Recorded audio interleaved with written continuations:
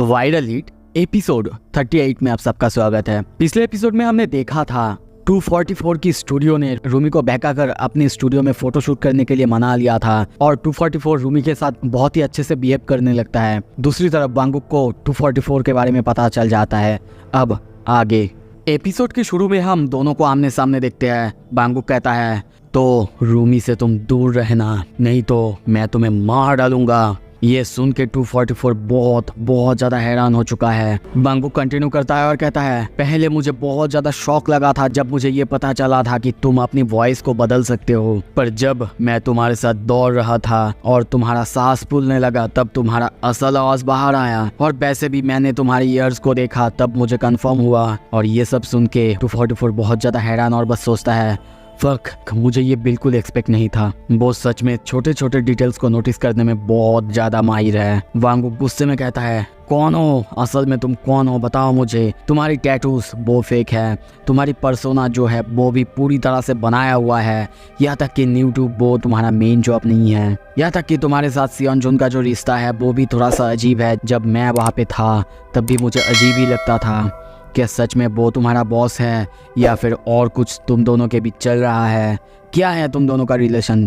पर वो कुछ और कहता तभी 244 कहता है Wanguk that's none of your business. अगर मैं तुम्हारी जगह होता तो मैं और कुछ जानने के बारे में सोचता भी नहीं। देखो तुम अभी यंग हो तो अपने काम से काम रखो, ये मैं तुम्हारी भलाई के लिए ही कह रहा हूँ। पर वांगुक तभी कहता है नहीं, तुम गलत सोच रहे हो। अगर तुमने सोचा कि मुझे सिर्फ इतना ही पता है, नहीं, मुझे और भी बहुत कुछ पता है। ये सुन के 244 बहुत ज़्यादा हैरान होता है। वांगुक कंटिन्यू करते हुए कहता है मुझे पता है कि तुम कैसे कैसे बिजनेसेस चलाते हो, क्या क्या करते हो, सब कुछ। यहाँ तक कि मुझे किसी से मैसेज भी मिला था तुम्हें कॉल आउट करने के बारे में, पर जब मैं उससे मिलने गया देखा कि उसकी कोई अता पता ही नहीं है। पर बाद में पता चला कि वो कहीं बाहर पढ़ने के लिए गया है। 244 बताओ, ये जो स्टूडियो जहाँ पे मैं काम करता हूँ ये भी तुम्हारी उन्हीं बिजनेस में से एक बिजनेस है ना? ये सुन के 244 बहुत ज़्यादा हैरान हो चुका है, उसकी तरफ देखने लगता है। वांगुक कंटिन्यू करता है और कहता है देखो मैं एक अच्छा इंसान बिल्कुल नहीं हूँ, तो मुझे परवाह नहीं है जो तुम करते हो वो लीगल है या फिर इलीगल है, पर एक चीज़ तुम्हें याद रखनी है, अगर तुमने रूमी के साथ कुछ भी गड़बड़ किया तो मैं तुम्हें मार डालूंगा। वो बहुत ही गुस्से में कहता है, पर तभी 244 उसके कंधे पे इतना ज़्यादा प्रेशर देता है कि वो नीचे बैठ जाता है। उसको कुछ भी समझ में नहीं आ रहा था कि वो इतना स्ट्रॉन्ग कैसे हो सकता है। पर तभी 244 उसकी तरफ देखते हुए कहता है तुम चाहते हो कि मैं उस बंदे के साथ कुछ गड़बड़ ना करूं, पर उसके साथ गड़बड़ तो तुमने ही पहले कर दिया है। हाउ शेम, क्या तुम्हारे अंदर कोई भी शेम नहीं है? क्या याद नहीं है तुम्हें कि तुमने उस लड़की की जिंदगी खराब कर दी थी और अब तुम उसे प्रोटेक्ट करना चाहते हो क्योंकि तुम उसे पसंद करते हो? तुम्हें क्या लगता है रूमी को यह सब जान के अच्छा लगेगा? बिल्कुल नहीं, बिल्कुल अच्छा नहीं लगेगा। जब उसे पता चलेगा कि तुम्हारे जैसा कोई बंदा उसे पसंद करता है। अपने फीलिंग्स को दूर रखो वांगुक और अपने काम पे ध्यान दो। तुम अपने काम पे ध्यान दो और मैं अपने काम पे ध्यान देता हूँ, बस इतना ही। वांगुक अपने कंधे से उसका हाथ हटा देता है। 244 कंटिन्यू करते हुए कहता है let me give you another advice. मेरे जो स्टूडियो के बंदे हैं उनसे भी थोड़ा सा दूर रहना, क्योंकि अभी अभी उन्होंने सोसाइटी को ज्वाइन किया है। सीन शिफ्ट होता है। बाद में हम देखते हैं वांगुक रूमी का फोटो देख रहा था अपने कैमरे में, पर तभी वहाँ पे गियुल आती है और उसे कहने लगती है क्या कर रही हो तुम? वो डर जाता है, कुछ भी नहीं कहता। कुछ देर बाद जब रूमी देखती है वो सोचती है कि वांगुक फिर से उसे कॉल आउट करने के बारे में सोचता है, पर वांगुक उसे बेड पे जाने के लिए कहता है, पर वो मोबाइल पे गेम खेल रही थी, वो नहीं चाहना चाहती। वांगुक अभी भी उसकी फ़ोटो देख रहा था, पर तभी वो कहती है तुम्हें शायद उसके बारे में भूल जाना चाहिए, क्योंकि हम ही थे जिसकी वजह से उसकी ज़िंदगी ख़राब हो गई थी, और इसीलिए शायद मुझे लगता है कि हमारे बारे में सोच के भी उसे सफ़र होना पड़ता होगा, डर लगता होगा। ये सुन के वांगुक थोड़ा सा स्माइल करता है और कहता है ओके, मैं उसे भूल जाऊँगा और अपने काम पे फोकस करूंगा। अगले दिन देखते हैं वो अपने काम पे फोकस कर रहा था, स्टूडियो के सारे सामान और सब कुछ ला रहा था। तभी स्टूडियो के वही बंदे यानी डोंग सियोक को देखते हैं। उसे बताया जाता है कि जल्दी फिल्मिंग स्टार्ट होने वाला है, तो शायद उन्हें अब वांगुक को घर भेज देना चाहिए, पर वो बंदा भेजना नहीं चाहता। उल्टा वांगुक को बुलाता है और उससे पूछता है कितने दिनों के लिए वो यहाँ पे काम कर रहा है। उसकी बैकग्राउंड के बारे में उसे सब कुछ पता है और इसीलिए उसे ऐसे लड़के बहुत ज़्यादा पसंद है जो कि नए नए जेल से आए हैं, क्योंकि ये उसे उसकी पुरानी दिनों की याद दिलाता है। कुछ देर बाद उसे सिगरेट देता है और उसे बात करते करते हम देखते हैं उसे और थोड़े से पैसों की लालच देता है। वांगुक पूछता है कि उसे क्या करना होगा, पर वो उसे अपनी बातों में बहकाने लगता है और कहता है अगर मैं जो कहूँगा तुम वैसा करोगे तो मैं तुम्हें 10 मिलियन वॉन दूंगा। तुम्हारी सिस्टर को भी तो तुम्हें प्रोवाइड करना है ना? वांगुक कहता है बिल्कुल मैं वही करूँगा, पर क्या तुम मुझे बताओगी कि मुझे क्या करना होगा? तभी देखते हैं वहाँ पे रूमी आती है। वो लोग रूमी को देखते ही चेंजिंग रूम में जाने के लिए कहते हैं। रूमी को देख के वांगुक को थोड़ा सा अजीब लगता है क्योंकि आज तो कोई शूट नहीं होने वाला था, पर उसके जाते ही हम देखते हैं डोंग सियो के एक ड्रेस दिखाता है जो देख के वांगुक बहुत ज़्यादा हैरान होता है। चौंकते हुए वो कहता है क्या रूमी वो इस बारे में मान गई? डोंग सियो कहता है क्या, उसको तो इस बारे में पता ही नहीं है। ये सब सुन के वांगुक कहता है तुम लोग आखिर किस तरह की वीडियो शूट करते हो? ये सुन के वो बंदा कहता है अगर मैं तुम्हें सही से बताऊँ हम लोग इलीगल तरीके की एक्स रेटेड वीडियो बनाते हैं। आई एम सॉरी अगर आप यहाँ पे बच्चे हो तो देख रहे हो तो ठीक है, क्या कर सकता हूँ। तो बोल सकते हो कि यहाँ पे वो लोग सेक्स क्राइम कमिटेड जो वीडियोस होते हैं वो बनाते हैं। ये सुन के वांगुक पूरी तरह से हैरान होता है, पर वो बंदा फिर से अपने बातों में उसे बहकाने लगता है। कहने लगता है हमने सुना था उस तरह की वीडियोस के बारे में, पर हम उस तरह की वीडियोस यहाँ पे कोरिया में भी शूट करते हैं। पहले तो हम मॉडल्स को ट्रिक करते हैं, उनको बताते हैं कि अच्छे शूट होने वाले हैं। बाद में जब उन्हें लगता है कि सब कुछ लेजिट है तब हम उन्हें फोर्स करते हैं इस तरह की वीडियोस बनाने के लिए। ऐसे मेरी तरफ इस तरह से मत देखो, ये सब मुझे बिल्कुल पसंद नहीं है। मैं उस तरह की बंदा बिल्कुल नहीं हूँ। बॉस है जो इस बिजनेस को चलाता है। पता है तुम्हें, सच में उसके पास इंटरनेट के बारे में बहुत ज़्यादा नॉलेज है। यहाँ तक कि उसके पास जो क्लाइंट्स है वो डोमेस्टिकली और इंटरनेशनली दोनों तरफ का है। मुझे लगता है कि आज के लिए तुम्हारे लिए ये जानना काफ़ी है। और विक्टिम्स के बारे में चिंता बिल्कुल मत करो, वो लोग कुछ भी नहीं कर पाएंगे क्योंकि हमारे पास जो लोग हैं, हमारे जो क्लाइंट्स हैं वो बहुत ज़्यादा इन्फ्लुएंशियल है। कोई भी अगर कुछ भी रिपोर्ट करने जाएगा सब कुछ हम जल्दी ही संभाल लेते हैं। पर अगर तुमने जाके किसी को कुछ भी कहने की कोशिश की तो आई प्रॉमिस कि इस पृथ्वी से तुम्हारा ये चेहरा पूरी तरह से गायब हो जाएगा। जाओ आप ये ड्रेस दे के आओ। पहले ये तुम्हें डिस्गस्टिंग लग सकता है वांगुक, पर बाद में यूज्ड टू हो जाओगे जैसे कि हम लोग हुए हैं।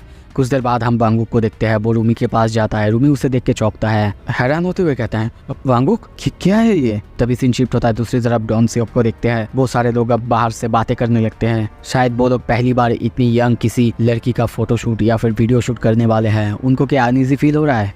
बिल्कुल नहीं। पर तभी डॉन सियोक पीछे देखता है और चौंकता है क्योंकि वहाँ पे वांगुक था। वो उससे पूछता भी है क्या तुमने ड्रेस उसे दे दिया है? क्या उसने मना किया? बताओ क्या कह रही थी वो, या फिर तुमने उसे वो पहनाने में मदद की है? बताओ। पर वांगुक को देखते हैं, वो थोड़ा सा स्माइल करता है और कहता है ये सब ठीक नहीं है, बिल्कुल ठीक नहीं है। तभी हमें थोड़ा सा पास्ट की सीन दिखाया जाता है जहाँ पे वो रूमी को अपना फ़ोन देता है, ईयरफोन देता है और एक गाना सुनने के लिए कहता है। रूमी को कुछ भी समझ में नहीं आ रहा था, पर वांगुक अपना हेडफोन उसके कान में देते हुए कहता है ये वो गाना है जिसे कि मैं बहुत ज़्यादा पसंद करता हूँ। मैं चाहता हूँ कि तुम इस गाने को 5 नहीं 10 बार सुनो। रूमी को अब भी कुछ समझ में नहीं आ रहा था, पर तभी सीन प्रेजेंट में आता है। हम वांगुक और उन सारे लोगों को आमने सामने देखते हैं। डॉन सियोक गुस्से में कहता है आखिर तुम ये क्या कर रहे हो? वांगुक हंसता है और कहता है मैं कोशिश कर रहा था उसे भूलने की, पर उसका स्माइल इतना खूबसूरत है कि मैं भूल ही नहीं पा रहा हूँ। पर दूसरी तरफ डॉन सियोक बहुत गुस्सा कर रहा है और कहता है लिसन अप पंक, तुम्हें पता नहीं है कि मैं कौन हूँ? पर वांगुक कहता है बिल्कुल पता है, you are a fucking gangster. Don Seok कहता है वांगुक तुम्हारी हालत ख़राब हो जाएगा अगर बॉस को इस सब के बारे में पता चल जाएगा। तो मैं ये सब तुम्हें इसीलिए बता रहा हूँ क्योंकि मुझे तुम्हारी चिंता है। तो अभी भी समय है, चले जाओ। मैं सब कुछ भूल जाऊँगा कि ये सब कुछ हुआ था, मैं बोल दूँगा कि वो चला गया था। पर वांगुक कहता है शायद गाना अब तक शुरू हो चुका है, और मन में सोचता है मैं कभी भी रिग्रेट नहीं करूँगा अगर अपने लोगों के लिए मुझे खड़ा होना पड़ा तो। सीन शिफ्ट होता है दूसरी तरफ। हम देखते हैं रूमी अभी भी वो गाना सुन रही है, पर उसे अब भी समझ में नहीं आ रहा था क्यों वांगुक उसे ये गाना सुनने के लिए कह रहा था, पर यह गाना उसे पसंद तो बिल्कुल आ रहा है। दूसरी तरफ हम देखते हैं वांगुक अब एक एक करके सारे बंदों को मारता जा रहा है और मन में सोचता जा रहा है मुझे परवाह नहीं है कि मैं एक बुद्धू हूँ या फिर नहीं, या फिर एक डम्बेस हूँ या फिर नहीं। मुझे परवाह नहीं है कि उसे पता चले कि नहीं कि मैंने उसके लिए क्या किया है। हम कुछ देर बाद देखते हैं वो उनमें से कई सारे बंदों को ढेर कर चुका है और सोचता है मैं ये सब इसलिए नहीं कर रहा हूँ क्योंकि मुझे रिकॉग्निशन चाहिए। पर तभी देखते हैं उनमें से डॉन सियोक थोड़ा सा आगे आता है और कहता है, अच्छा तो ये बॉय हिट कर सकता है। तुमने क्या कहा था, तुम सुंगुई बॉक्सिंग टीम में थे ना। बांगुक तभी पंच करने के लिए आगे आता है, पर तभी कोई आके उसे पंच करता है और कहता है, क्या लगता है तुम्हें लोग तुम्हें इसके लिए थैंक यू कहेंगे। उसकी एक पंच की वजह से बांगुक को बहुत ज़्यादा दर्द हो रहा है और सोचता है, क्या वो एक बॉक्सर है। डॉन सियोक को देखते हैं, वो कहता है, बहुत अच्छा है किसी ऐसे से मिलना जो कि अपने ही टीम से हो। तभी हमें उसके बारे में थोड़ा सा बताया जाता है। डॉन सियोक वो former member of the Chongui boxing team. Past की सीन दिखाया जाता है जहाँ पे हम देखते हैं शायद मुकाबला जीतने के बाद वांगुक बैठा हुआ है, तभी उसका कोच आके कहता है, हे टफ गाई, कांग्रेट्स तुम्हारी ट्रॉफी जीतने की वजह से। पता है तुम्हें बहुत दिन बाद एक ट्रॉफी हमारे यहाँ पे आया है। वांगुक कहता है, इतने सारे ट्रॉफीज यहाँ पे तो लोगों ने जीते हैं। पर वो बंदा कहता है, ओ तुम इन सारे ट्रॉफीज के बारे में बात कर रहे हो। नहीं, ये सारे ट्रॉफीज सिर्फ एक ही बंदे ने जीता है। ये सुन के वांगुक तब बहुत ज़्यादा चौंकता है और तभी उसका कोच बताता है, वांगुक क्या तुम्हें पता है मैं तुम्हें टफ गाई क्यों कहता हूँ, न कि एक जीनियस। क्योंकि हमारे पास ऑलरेडी एक जीनियस है, वो अभी यहाँ पे नहीं है क्योंकि उसे रिलीज़ कर दिया गया है। शायद अभी वो बाहर की दुनिया में एक गैंगस्टर की काम कर रहा होगा। और तभी वांगुक को एक वार्निंग देता है जो कि उसे याद रखने के लिए कहता है कि वांगुक एक चीज़ तुम्हें हमेशा याद रखना है, बाहर की दुनिया में जाने के बाद एक बॉक्सर होगा जिससे तुम्हें कभी भी फाइट नहीं करनी है। वो और कोई नहीं, डॉन सियोक है। मतलब वो जिस बॉक्सर के बारे में बात कर रहा था वो और कोई नहीं बल्कि डॉन सियोक है। और हम ऐसा ही देखते हैं, वांगुक उसके ऊपर एक के बाद एक पंचेस करे जा रहा है, पर वो बंदा आसानी से उसके हर एक पंचेस को डॉज करे जा रहा है और कहता है, वांगुक वैसे कोच वो कैसे है। और तभी उसके पेट पे एक बहुत खतरनाक पंच मारता है। चोंगुई बॉक्सिंग टीम में वो एक ऐसा बंदा था जो कि 11 टाइम्स अपने टाइटल को डिफेंड किया है, मतलब अपने ट्रॉफी को जीता है। उस टीम का सबसे ज़्यादा हार्ड पंचर अगर कोई था वो था वही। ऐसा ही देखते उसके एक पंच की वजह से वांगुक की हालत बहुत ज़्यादा ख़राब हो जाता है। वांगुक को वो बंदा आसानी से मारे जा रहा है, बहुत खतरनाक तरीके से मारे जा रहा है। तभी वांगुक का खून निकल आता है। दूसरे बंदे उसे देख के हंसने लगते हैं। वांगुक को हम नीचे देखते हैं। डॉन सियोक हंसते हुए कहता है, सॉरी वांगुक, शायद वो लोग मेरी वजह से तुम्हें प्रोडेजी, तुम्हें जीनियस नहीं कहते हैं। वांगुक नीचे बैठा हुआ है, पर तभी हम देखते हैं वांगुक हॉबिन का जो मूव था जो कि उसने उसे मारा था, वो मूव उसके ऊपर करता है और उसके फीट पे बहुत जोरदार एक एल्बो से मारता है, जिससे उस बंदे की हालत बहुत ज़्यादा ख़राब हो जाता है। वांगुक कंटिन्यू करते हुए कहता है, क्या तुम्हें पता है कोच मुझे टफ गाई क्यों कहते हैं, ना कि एक प्रोडेजी। मैंने बॉक्सिंग सीखी सर्वाइव करने के लिए, क्योंकि चाहे तुम मुझे कितने भी मार लो, कितने भी कुछ कर लो, पर मैं तब भी तुम्हारे खिलाफ खड़ा होऊंगा और तुमसे फाइट करूंगा। डॉन सियोक को देखते हैं उसके पैरों में दर्द हो रहा है, पर तभी गुस्से में वो कहता है, तुम्हारी हालत खराब होने वाला है। पर वो दोनों लड़ते तभी देखते हैं वहाँ पे और कोई नहीं बल्कि 244 आता है और वांगुक की तरफ देखते हुए कहता है, क्यों वांगुक, क्यों आखिर तुमने ऐसा किया? मैंने तो तुम्हें कहा था अपनी काम करने के लिए, फिर मेरी बात तुमने क्यों नहीं सुना? क्यों पता नहीं आजकल सभी अपने लाइन क्रॉस कर रहे हैं। वो बहुत ही गुस्से में उसकी तरफ देखने लगते हैं। 10 बार उसी गाने को सुनने के बाद हम देखते हैं रूमी बाहर आती है और गेट खुलते ही वो सामने देखते चौंकती है क्योंकि सामने कोई भी नहीं था। उसे पहले तो ये प्रैंक लगता है, पर उसके हाथ में वांगुक का मोबाइल, अब वो इस मोबाइल का क्या करेगी वो समझ नहीं पा रही है। तभी सीन शिफ्ट होता है, हम हॉबिन और भूमि को देखते हैं।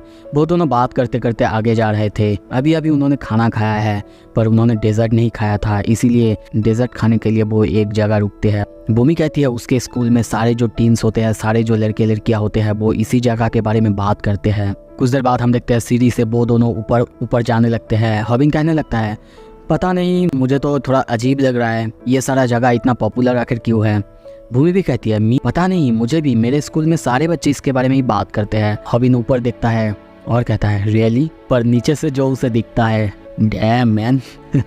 ओके, तभी देखते हैं ये देखने के बाद वो अपने आप को ही चाटा मारता है। भूमि जब पूछती है, ये क्या था हॉबिन? वो कहता है, ये और कुछ नहीं बल्कि अपने आप को सेंस में लाने की निंजा टेक्निक है। और मन में सोचता है, मैंने अभी सीखा कि हर वक्त मर्दों को पहले ऊपर जाना चाहिए। कुछ देर बाद हम देखते हैं एक आदमी उन्हें रिसीव करता है और उन्हें एक बहुत ही अच्छा सा कैफे रूम टाइप दिखाता है जो कि उन्हें 2 घंटे के लिए मिल रहा है। अगर स्नैक्स और ड्रिंक चाहिए वो हॉलवे में मिल जाएगा। हॉबिन ये जगह देख के बहुत ज़्यादा इंप्रेस होता है और सोचता है, अब मुझे समझ में आ रहा है कि लोगों को ये सारा जगह इतना पसंद क्यों है। इन सारे जगह में तुम अपने दोस्तों के साथ कंफर्टेबली बैठ के बातें कर सकते हो। वो दोनों अपने अपने जो ऊपर के ड्रेसेस होते हैं, कोट्स होते हैं, वो उतारने लगते हैं। रॉबिन कहता है भूमि देखो वहाँ पे टीवी भी है, सो इसीलिए लोग रूम कैफेस में आते हैं। और तभी वो दीवार पे देखते हुए कहता है देखो जैसे कि ये सारी दीवारें बातें कर रहा है। दोस्तों थोड़ा सा वार्निंग दे दूँ, यहाँ पे थोड़ा सा एडल्ट चीज़ें आने वाला है, 2 मिनट 3 मिनट के लिए आप स्किप कर सकते हो। भूमि ये सुन के कहती है रियली क्या बातें कर रहा है दीवार, जाके सुनो। तभी रॉबिन दीवार पे जाके कान लगाता है और उसमें से आवाज आता है बेबे touch me come on please. हमें ये सब नहीं करना चाहिए, हम लोग अभी अभी डेटिंग कर रहे हैं। रॉबिन ये सुन के बहुत ज़्यादा हैरान हो चुका है। भूमि तभी स्नैक्स लेने के लिए बाहर जाती है। रॉबिन सोचता है मुझे पता नहीं था रूम कैफेस में लोग इसलिए आते हैं। तभी हमें रूम कैफेस की बाहर से थोड़ा सा दिखाया जाता है जहाँ पे सिर्फ लड़के और लड़कियों का शूज़ है और सारे रूम्स में से बस आवाज़ें आने लगता है किस के स्मूस के, मतलब जो कुछ भी होता है आप जानते हो।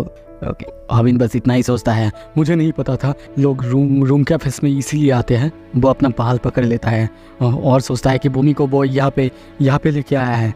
नहीं शायद वो इतना भी मॉडर्न नहीं है, क्योंकि भूमि को इस बारे में पता था। पर जब वो भूमि की तरफ देखता है भूमि भी काँप रही थी, क्योंकि अब शायद उसे भी पता चल चुका है ये किस तरह का जगह है। वो स्नैक्स लाते लाते गिरा देती है, उसकी बॉडी भी काँप रहा है, वो भी ब्लशिंग कर रही है और कहती है रॉबिन मैं तुम्हारे लिए स्नैक्स लाई हूँ। रॉबिन उसे देख के समझ जाता है कि उसे भी कुछ नहीं पता है। पर कुछ देर बाद हम देखते हैं वो दोनों एक जगह बैठे हुए हैं और वो सोचता है ये बहुत ज़्यादा ऑकवर्ड है। उसकी तरफ देखते हुए कहता है रूम कैफेस बहुत ज़्यादा बोरिंग है। मन में सोचता है कि शायद उसे चला जाना चाहिए, पर भूमि की शैम्पू की स्मेल तो उसे बहुत अच्छा लग रहा है। भूमि भी अपना आँख चुराते हुए कहती है हाँ बिल्कुल, हाँ, शायद वो लोग आइसक्रीम खा रहे होंगे या फिर कुछ और। आइसक्रीम तो बिल्कुल नहीं, कुछ और तो होगा ही। ओके सॉरी, अगर आपको ये एडल्ट थिंग पसंद नहीं आ रहा है तो मुझे बता देना, नेक्स्ट टाइम से मैं ये कम कर दूंगा। ओके वो भूमि की तरफ देखता है, सोचता है भूमि वो क्यों जाने के लिए नहीं सोच रही है और ऐसे मेरे होप्स को आप क्यों करे जा रही है। भूमि कहती है बाय द वे रॉबिन, तुमने जो पहले मुझसे सवाल पूछा था बताओ क्या था वो, और तब तुमने वो क्यों मुझसे पूछा था। रॉबिन कहता है मैं सोच रहा था कि तुम जस्ट मेरे ऊपर लीडिंग कर रही हो, मतलब तुम मुझे झूठी होप्स दे रही हो। ये सुन के भूमि कहती है लीडिंग ऑन यू। दोनों की हालत बहुत ज़्यादा ख़राब है क्योंकि ये ऑकवर्डनेस, दोनों को ये सब बिल्कुल पता नहीं था। तभी रॉबिन जंप करते हुए उठता है और कहता है चलो भूमि टीवी देखते हैं। एक्चुअली मैं तुमसे मिला क्योंकि मुझे टीवी देखना था। क्या बातें कर रहा था। भूमि भी कहता है चिल्ला के नो वे, हाँ बिल्कुल मुझे भी टीवी देखना था। पर तभी रॉबिन टीवी चालू करने जाता है, पैर फिसल के वो और कहीं नहीं बल्कि भूमि के ऊपर गिरता है और कहता है मैं ऐसे लैंड कैसे कर सकता हूँ, मैंने ये पर्पसली नहीं किया है भूमि, मैं अपने यूट्यूब अकाउंट का स्वेयर करता हूँ। तभी भूमि कहता है मुझे पता है ये फ्लोर्स बहुत ज़्यादा स्लिपरी है। रॉबिन तभी कहता है पर तुम अभी तक इस जगह से हटी क्यों नहीं हो। भूमि कहती है ओह क्योंकि मैं तुम्हें झूठी होप्स नहीं दे रही हूँ रॉबिन। ये सुन के रॉबिन बहुत ज़्यादा हैरान होता है। तो फिर अब आगे क्या होगा, क्या इन दोनों के बीच कुछ होने वाला है, और अगर दूसरी बात करें रूमी का आखिर क्या होगा, बंगूक का आखिर क्या होगा, सब कुछ अगर जानना है तो इसके बाद के एपिसोड के लिए सब्सक्राइब कर दो। वीडियो अच्छा लगे तो लाइक कर दो। Thank you so much.